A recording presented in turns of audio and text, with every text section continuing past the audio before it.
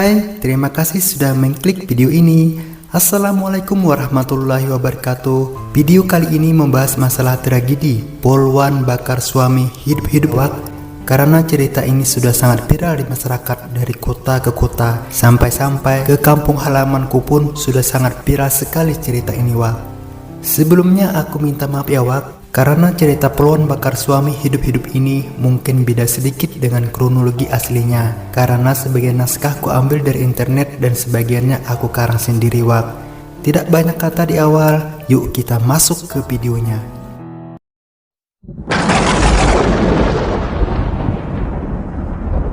Penyidik Raknata Direktorat Reserse Kriminal Umum atau Ditreskrimum Polda Jawa Timur Tengah menetapkan polisi wanita atau puluhan yang bernama Bribtu Padilatun Nekmah alias FN sebagai tersangka kasus kekerasan dalam rumah tangga atau KDRT wak, yang dimana Bribtu Padilatun membakar suaminya hidup-hidup bernama Bribtu Rian Dwi Wicaksono hingga tewas mengenaskan. Saat ini, Bribtu FN selaku tersangka sudah ditetapkan sebagai tersangka, kata Kepala Bidang Hubungan Masyarakat Polda Jawa Timur, Komisaris Besar Bapak Dirmanto di Surabaya pada hari Ahad tanggal 9 Juni 2024 kemarin wak. Bapak Dirmanto mengatakan, Kapolda Jatim Inspektur Jenderal Imam Sugianto turut menyampaikan duka yang sedalam-dalamnya atas kejadian poluan bakar suami hidup-hidup ini wak. Dia juga menyebutkan bahwa saat ini tersangka sudah dilakukan penahanan oleh penyidik. Namun dari sisi psikologis, tersangka si Padilatun ini wak dalam kondisi yang sangat terguncang dan mengalami trauma yang sangat mendalam. Lantas, bagaimanakah sebenarnya kronologi poluan bakar suami di Mojokerto? Yuk kita masuk ke ceritanya. Cikicron.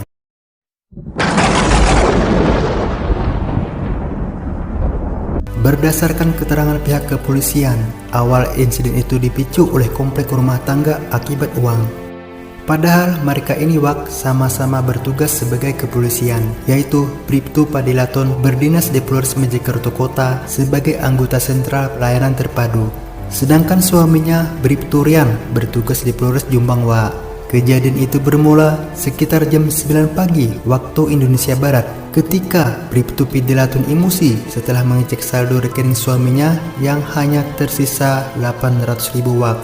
Padahal Rian tersebut baru saja menerima gaji ke-13 yang dibayarkan oleh pemerintah di awal bulan ini sebesar 2.800.000. Bribtu Padilatun sempat menghubungi suaminya dan meminta klarifikasi atau keterangan sejelas-jelasnya soal penggunaan uang tersebut.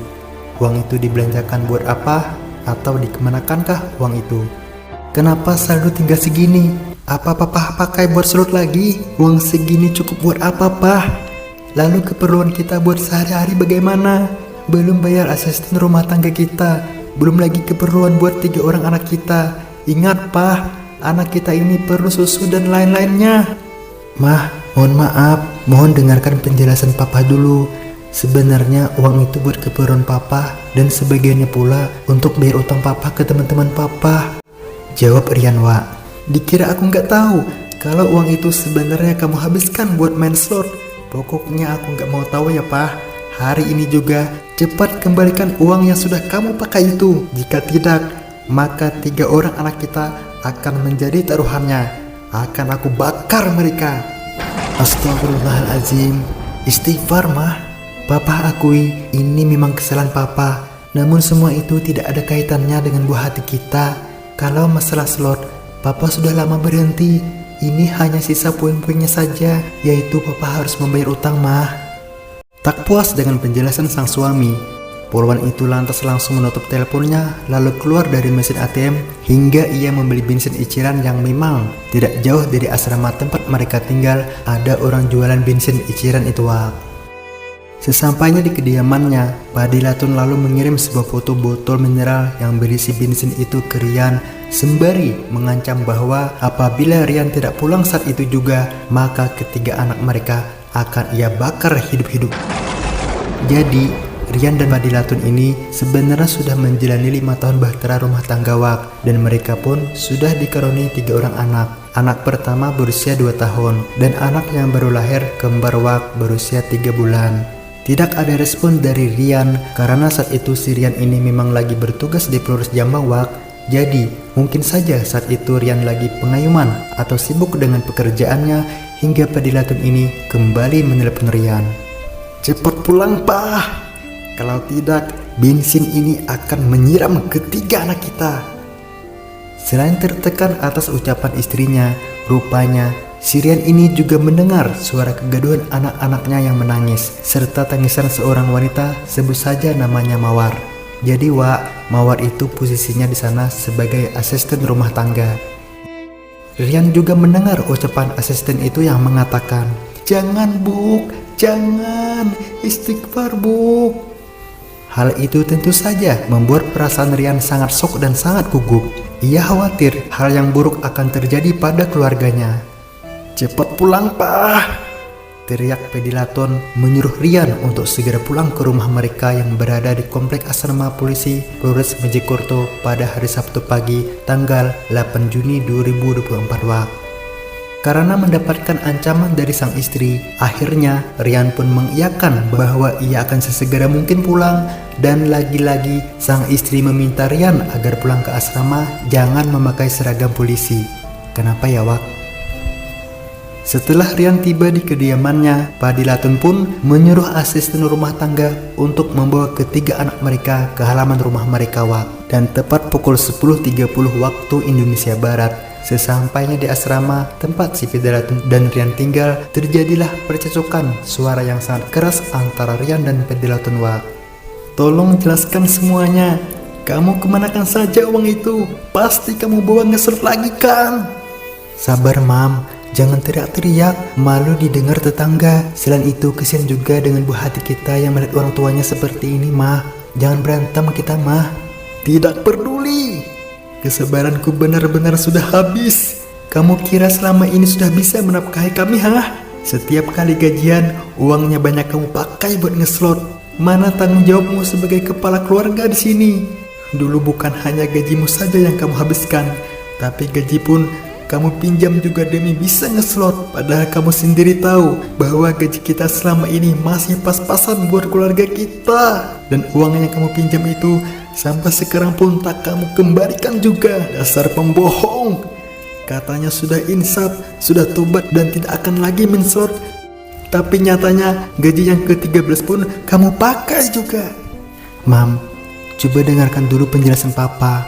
Papa akui semua ini Papa yang salah. Untuk kedepannya semuanya akan Papa perbaiki Mam. Dan Papa juga berjanji demi ketiga anak kita, mulai sekarang Papa tidak akan mensurut lagi Ma." "Janji katamu? Sampai berapa kali aku menerima janji palsu darimu? Semua yang kamu ucapkan itu adalah bohong." "Mah, untuk menebus kesalahan Papa, apapun yang mau Mamah lakukan ke Papa, Papa siap menerimanya. Asal semua masalah yang berkaitan tentang kita jangan dilimpahkan ke anak-anak kita Mah. Mereka itu tidak berdosa dan sedikit pun tidak ada sangkut pautnya Mah." "Mana tanganmu? Sini, cepat!" "Buat apa Mah?" "Jangan banyak tanya, sini tanganmu." Nah, setelah Rian memberikan tangannya, disitulah Padilatun langsung memborgolnya, lalu membawa Rian ke garasi rumah Wak. Kebetulan di garasi itu ada tangga Wak, hingga borgol yang sudah nyentul di tangan Rian itu pun dikaitkan lagi dengan tangga persis di garasi mereka.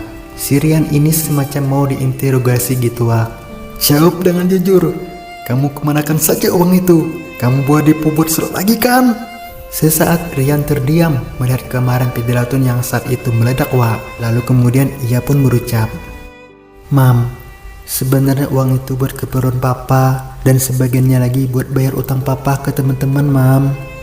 "Dasar pendusta! Aku sudah kenyang dengan semua ucapan-ucapan konyolmu itu.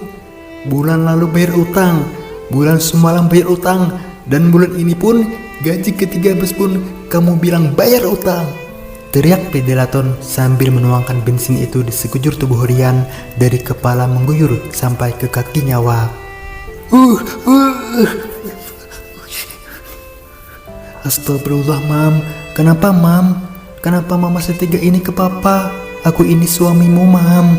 "Sekali lagi jawab dengan jujur, sebenarnya uang itu kamu bawa main slot kan? Kalau tidak, maka api ini akan membakar tubuhmu, ucap Pedilaton sambil menyalakan mancis lalu membakar tisu yang ada di tangan kanannya Wak. Namun sungguh di luar dugaan, ternyata begitu tisu menyala, malah api juga menyambar ke tubuh Rian sehingga Rian pun terbakar hidup-hidup. Tolong! Tolong! Teriak Rian meronta-ronta kesakitan Wak. Rian tadi tidak bisa kemana-mana karena tangan satunya tadi kan sudah terkunci dengan borgol mencantol ke tangga hingga api itu semakin membesar menyala di tubuh Rian. Di sini bisa kita ambil kesimpulan Wak bahwa Pedilaton sebenarnya tidak ingin membakar suaminya, namun karena sebuah bensin yang sangat mudah sekali menyala apalagi dekat dengan api, jelaslah seketika api itu langsung menyambar dan membakar tubuh Rian. Selain itu Wak, rupanya Pedilaton sekuat tenaga untuk menolong suaminya hingga tangan kiri dan kanannya pun juga ikut terbakar. Tolong! Tolong! Teriak Pedilaton sambil berusaha memadamkan api yang membakar suaminya. Mendengar keributan dan permintaan tolong, akhirnya tetangga mereka sesama anggota polisi mulai keluar dan langsung berusaha untuk memadamkan api yang menyala di tubuh Rian Wak. Setelah api bisa dipadamkan, buru-buru Pedilaton membuka borgolnya, lalu Pedilaton dan tetangga tadi langsung melarikan Rian ke rumah sakit daerah RSUD Dr. Wahidin Sudirohosodo, Kota Mojokerto, Jawa Tengah untuk mendapatkan perawatan yang dimana 96% dinyatakan tubuh Rian terbakar Wak. Beberapa jam kemudian setelah Rian dirawat, sempat korban ini sadar Wak. Nah, di kesempatan itulah dengan isak tangis air mata dan beribu-ribu kata penyesalan, akhirnya Pedilaton pun meminta maaf yang sebesar-besarnya kepada Rian bahwa apa yang ia lakukan adalah ketidaksengajaan atau tidak benar-benar ingin membakar suaminya Wak.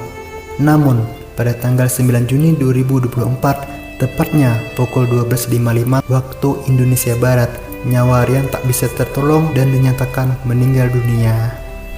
Mohon luangkan waktunya segenap kita mengucapkan Al-Fatihah atau membaca Al-Fatihah buat si Rian ya Wak. Semoga amal beliau diterima di sisinya dan keluarga yang ditinggal pun bisa sabar dan tabah menghadapinya. Amin. Berdasarkan olah tempat kejadian perkara dan gelar perkara oleh penyidik, motif Pedilaton membakar suaminya yang juga berprofesi sebagai polisi adalah lantaran amarah yang tak terkendali. Korban, kata Pak Dirmanto, sering menghabiskan uang belanja untuk bermain judi online.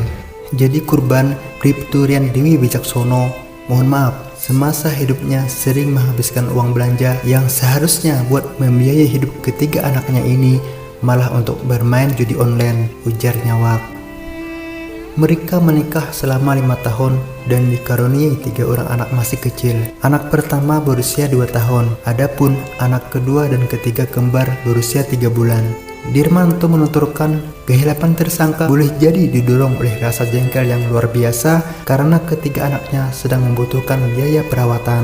Dalam kasus poluan bakar suami ini, polisi mengamankan sejumlah barang bukti, antara lain 1 buah botol air mineral yang digunakan untuk wadah bensin, 1 buah korek api, 1 buah borgol, 1 buah tangga, 1 buah baju judogi, dan 1 bungkus serpihan sisa baju korban yang terbakar Wak.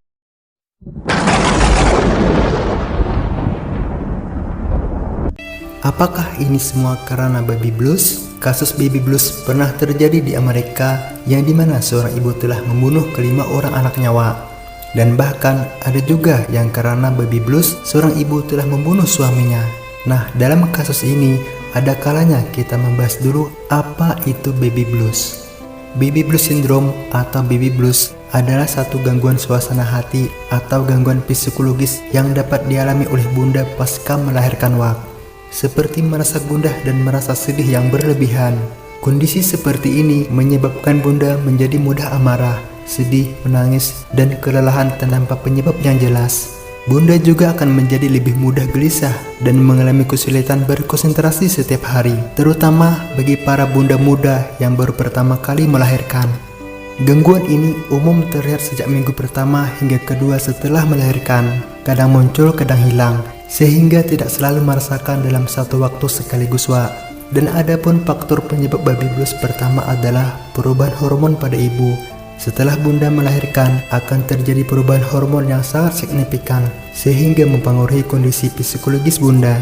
Hormon estrogen dan progesteron bunda akan kian menurun setelah melahirkan, dan penurunan kedua hormon tersebut menyebabkan perubahan hati bunda tanpa penyebab yang jelas dan sulit untuk dikendalikan.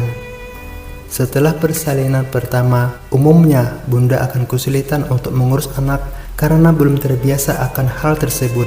Dari memandikan anak, menyusui, atau menenangkan anak yang akan menjadi rutinitas baru yang cukup menyita waktu dan tenaga. Selain karena perubahan hormon, sulitnya dengan kenyataan dan tanggung jawab baru juga bisa menyebabkan baby blues. Tidak sedikit ibu yang merasakan hal ini, sehingga itu bisa membuat bunda stres. Penyebab baby blues berikutnya adalah kurang tidur. Setelah melahirkan, bunda akan lebih sering terjaga di malam hari karena harus menangani anak juga. Jam tidur tidak menjadi normal, sehingga umumnya penyebab bunda tertekan setiap hari.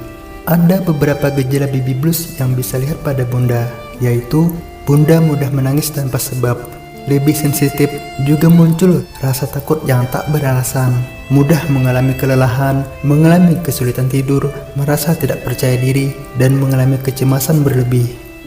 Gejala terakhir adalah bunda biasanya akan kesulitan melakukan konsentrasi dalam hal apa saja. Moms, yuk kenali penyebab baby blues dan cara mengatasinya. Baby blues syndrome atau baby blues adalah suatu gangguan suasana hati, gangguan psikologis yang dapat dialami oleh bunda pasca melahirkan. Kondisi ini menyebabkan bunda menjadi mudah marah, sedih, menangis, dan kelelahan tanpa penyebab yang jelas. Bunda juga akan menjadi lebih mudah gelisah dan mengalami kesulitan berkonsentrasi setiap hari, terutama bagi para bunda muda yang baru pertama kali melahirkan. Cara mengatasi baby blues. Pada umumnya, penyebab baby blues dan gejalanya dapat hilang dengan sendirinya, namun seringkali gangguan ini tetap harus ditangani dengan segera. Berikut ini beberapa cara yang bisa dilakukan untuk mengatasi masalah seperti ini. Pastikan bahwa bunda mendapatkan istirahat yang cukup dan teratur, tidak membebani diri sendiri, olahraga yang rutin, dan makan makanan yang bergizi. Tidak juga mengkonsumsi alkohol agar bunda dapat meregenerasi kembali kondisi fisik dan mental secara optimal. Bila perlu, luangkan waktu untuk menyendiri.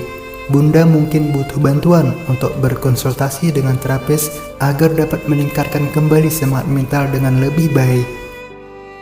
Pesan yang bisa kita ambil dari video ini adalah tidak usahlah main judi online, karena dari zaman dahulu sampai sekarang pun tidak ada orang yang kaya karena judi. Yang kaya itu hanya bandarnya saja, Wak. Dan aku juga mengucapkan beribu-ribu mohon maaf kepada bapak-bapak polisi dan rekan-rekan apabila cerita ini sudah ngelantur dan jauh dari kronologi aslinya.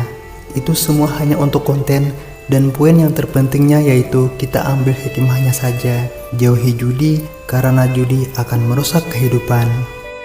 Saya Saini di sini dan sampai berjumpa kembali di video selanjutnya.